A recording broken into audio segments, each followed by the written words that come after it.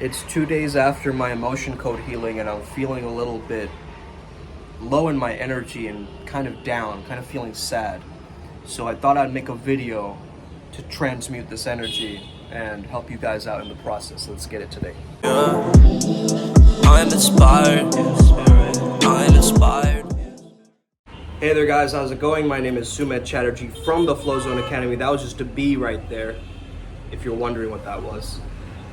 My name is Sumedh Chatterjee. I'm from the Flow Zone Academy. I'm founder and head coach of the Flow Zone Academy. I am a flow state guide or a coach, which helps you to feel your best and perform your best. I'm really inspired by life, and I'm the author of TPM, Theatrical Plasticity Method. Today, man, I just did some energy clearing work like a few days ago, and a lot of my limiting beliefs came out as a byproduct of doing the emotion code work. And I just got the audiobook today, so I'm going to be delving deeper into the system. I wanted to talk primarily today about how you can get yourself to stop being so attached to the 3D realm, right? This 3D realm, like it gets you into a feeling of doubt, a feeling of frustration, a feeling of fear, a feeling of grief or loss, right? That could really hit you intense emotions. They create this vibrational resonance that just carries throughout your life, right? Really understanding this and being able to integrate this is a key here. I've understood that, hey, I've got to talk about this to release it, to actually, so I'm actually using this video to vent a little bit about my ideas around this. So when we say don't think of pink elephants, we think of pink elephants, right? So if we're already focusing on don't focus on the fear or don't doubt yourself ever again, you're going to create those images in your mind, okay? Don't worry about it. No, yeah, you're gonna worry about it now, okay? You just set up the parameters for you to worry about it. So you've got to look at the opposite of that. Our mind doesn't really understand loss, it understands gain. And so when we can speak to our minds in that way, we sort of take power back over our own overthinking, right? So a lot of the times I notice that when I get stopped in my own thought about something, it's running a pattern, it's running a loop, okay? It can't find a way out. Your thought needs a way out, it needs a full stop. It can't be a ellipses, right? And so this bee is what do bees represent in terms of animal symbolism? Because this is trying to teach me something, I'm sure of it. Or maybe it's just trying to bite me straight up. Buzz, buzz. Okay, buzz, buzz. So I found out some very intense information around my, past and stuff doing this energy work. And I primarily now am looking into, okay, how can I integrate this further, right? I understand that stagnant energy, whenever energy sits and is coiled up, there tends to be problems happening, right? We've noticed this in our own lives, right? A lot of the problems in our lives come from these suppressed emotions as they're held onto. We're bound by them, we're not letting them flow. So I almost imagine like an angry person, right? They start getting into an event that triggers their anger, but then that trigger is like a loop, right? So it keeps them in that stuckness or that pattern. Stuckness is actually motion, right? It's a pattern. So stuckness is actually a pattern. It's not a static thing that, oh, I'm stuck, I can't get out. No, you're in a loop.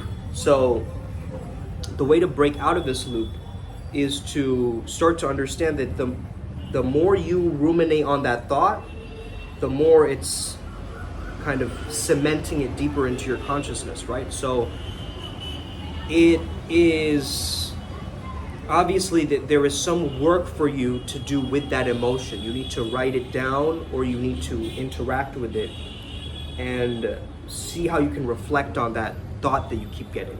Because if you keep avoiding it and creating more resistance, like I don't want to think it, I don't want to do that, no, you're going to create more of that outcome, okay? So either think of the opposite of the thought and then try and ruminate on those. Like let's say that, oh, I'm worried that, I'm not going to make this opportunity work for me, okay? What if it did work for you? How does that look like? How does that sound like? Okay, now we're tapping into uncharted territory in the positive, not the negative. You see, this is positive psychology, and this is cognitive behavior therapy too, because we're reframing, okay, reframing our reality and our paradigm. Reframing doesn't mean that we don't see reality as it is as well. I want to clarify this, because a lot of people, they reframe everything as a way to bypass their emotions too. So I want to really, hit that point home too. We want to be mindful of that. First of all, man, it's okay to feel fear. It's okay to feel doubt. It's okay to feel grief. It's okay to feel sadness. I want you to just repeat that to yourself. Whatever emotion is the most strong, it's okay to feel this. What if it was cool to feel this? What if it was popular or trendy to feel this? You see what I'm saying? You've got to really embrace this and understand that this is a teacher. This is your guru, your emotion right now. Your grief is giving you some sort of a signal. Whether it's from beyond or from here or wherever, it's a symbol. It's an archetypical thing that is adaptogenic to our psyches, okay? Which means that it changes our minds. It is okay to see, accept, and embrace 3D reality. Another way of saying this, I agree with the emotions inside of me that are unwanted. Right? There's a settling that happens in that sense. It's not I'm going to avoid this. I want to run away. I want to, flinching, right? It's that flinching effect. Feel whatever you're feeling, then let it go. Okay? So if you feel the grief, feel it to its capacity. What is it telling you to do in this moment? Maybe it's constricting your throat. Maybe you need to open this entire system up. Maybe you need to incorporate it into a movement practice. Like, I've noticed the emotions with a movement practice creates a great facilitation for growth, because now the mind and the body are working together. I believe in an integrated system of mind and body, because if you're only doing the mind work and not the body work, it's not going to work. If you're only doing work on your body, on your physical body, and you're not incorporating your mind, you're going to give up on that process. You see? We need an integration of both of those energies to play into each other. Accepting your grief doesn't mean that you agree with it. It means that you see what is underneath the grief. You see what's underneath your fears. That is that I am awareness. Soham, I am that. That's who you really are, right? That divine spark. So feel it. I feel my sadness in my body right now. What is it doing to me? It's making me feel smaller, more constricted in my body language, right? It makes me want to go like this. Like, honestly, I feel like just talking in a video like this right now, right? But I'm actively choosing to open myself up. And this is, I don't call this vulnerability. I call this a sense of gracefulness, okay? Through my flow state mechanism, I see it as a gracefulness, a poise and ease, like how a dancer moves. They're in that intense emotion in the middle of the dance as they hold some posture, but to the outside, it seems effortless because they've done it so many times, you see? So I'm accustomed to my sadness and what it does to me. It makes me not speak. It makes me hold, my voice in and constrict myself. It makes me feel like really depressed, right? So I need deep rest in order to integrate. So I feel sleepier, more tired, more lethargic. I believe you're meant to hear this message today because I needed to hear it. Underneath all your fears is a love, a peace, and a bliss that opens you up to all understanding with the Tao, with Buddha, with Jesus, with that power. Underneath your fear, there is a peace and a love. Why are you angry? You've created that situation. You love it. Right? You love that situation. You care about that situation. You're compassionate about it. That's why you're angry.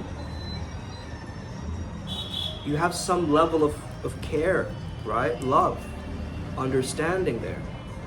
I'm sad because, hey, my life is meaningful to me, man. I'm living my purpose. Of course I'm gonna get sad. We all get sad, man. You know what I mean? The deeper you penetrate the crust of this 3D reality, the more you'll truly understand who you are. who you really are. Acceptance doesn't mean you have to agree with it. It means it is. It is something. Yes, it is. Let it be there. Don't run, don't fight it. Let it be there. What's beautiful about your grief? What's beautiful about your sadness? What's beautiful about your fears? What's beautiful about it? Rest in that. Rest in that grace. Okay? I know I was meant to make this video today, man. I know it. I just know it. Otherwise, why are you even tuning in now? You see? You needed to hear it. I needed to hear it. That's wild to me. Underneath this 3D reality crust is eternity. Eternitas. Now ever. I am awareness. You know, it's the story of when Socrates was dying. Do you know the story?